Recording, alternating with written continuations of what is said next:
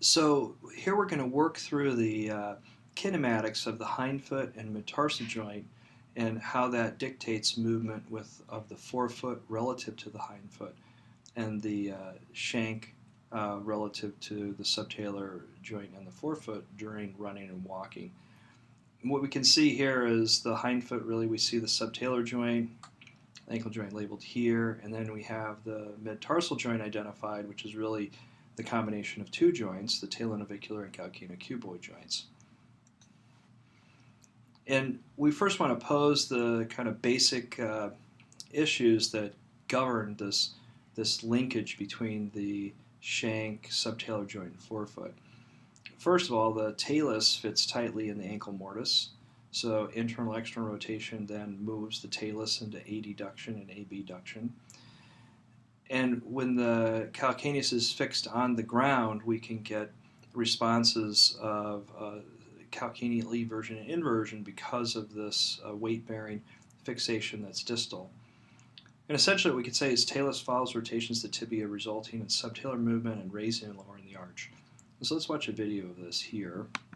So you see as we externally rotate here, that the arch raises because the hindfoot is supinating or inverting. And we note that if we do the opposite motion, internal rotation of the shank, we have adduction of the talus and eversion of the subtalar joint.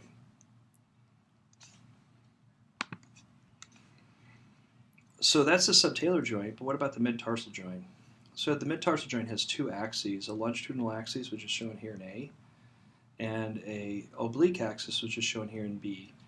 Now the longitudinal axis is nearly aligned with an anterior-posterior axis of the body, and therefore the motions that occur around the longitudinal axis at the midtarsal joint are very consistent with a frontal plane movement that is in the eversion and inversion directions at the foot. Now the oblique axis is more like the subtalar joint, where it's not aligned with the anatomical reference frames of the body, and instead is tilted upward 52 degrees from the horizontal, and then tilted outward around almost nearly 60 degrees from the midline. So essentially around the oblique axis, the vertical angulation allows for adduction and abduction to occur, and the angulation relative to the midline allows plantar flexion and dorsiflexion to occur. And so essentially those motions are going to be coupled with respect to the oblique axis of the midtarsal joint. So what we could say is that, essentially for the longitudinal axis, inversion, eversion is primarily what occurs around this axis. And then for the oblique axis, we have adduction coupled with plantar flexion and abduction coupled with dorsiflexion. So we can see this review of the linkage system here as we progress from the shank to the forefoot. And what we can look at here is what's being shown is as we have tibial external rotation, we'll have a forefoot will go into inversion. In other words, the plantar surface of the foot will face medially, and that would be classified as inversion. So we'd have the tibial external rotation, hindfoot inversion, and forefoot inversion. And then if we internally rotated the tibia, we'd have hindfoot eversion and then forefoot eversion. So why is this important? Well, we said earlier that the foot, we need the midfoot to be rigid during push-off, but we saw when we were looking at the tarsal joint axis that some emotion's allowed. So how does it occur that motion becomes blocked or locked out in the foot and not allowed? Because basically that motion is what allows our foot to deform to the ground. And so essentially what's going to be true is that when we have a neutral aligned foot or slight eversion, the axes, the talonavicular and calcaneocuboid joints are in parallel. Because they're in parallel, the foot remains flexible. If we invert the hind foot or the rear foot, the talonavicular and calcaneocuboid axis become unparalleled, and therefore this engages the locking mechanism of the midfoot, and then the motion that's typically found at these two joints to create the mid-tarsal joint motion around the oblique and longitudinal axis no longer occurs. So this creates, in other words, this creates a more rigid foot.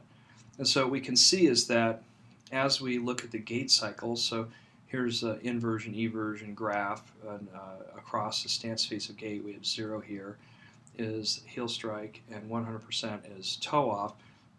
As a person lands, they start in slight inversion or around 0. They quickly go into eversion, and that helps the foot accommodate to the ground and absorb shock.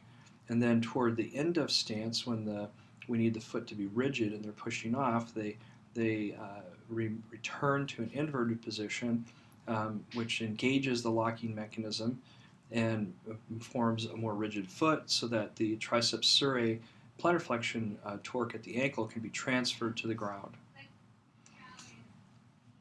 Here's data from another study where they looked at various walking patterns. We can see that the slightly inverted position in going into eversion and then a return to inversion to engage the locking mechanism of the foot. Now, we could ask the question, well, does the same thing happen during running? And the answer is yes.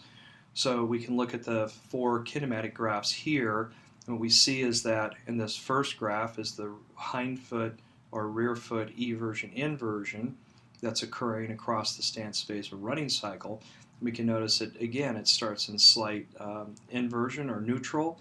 It goes through a much greater arc of motion, this is around 10 degrees, into eversion, and then returns to an inverted position as the person's pushing off.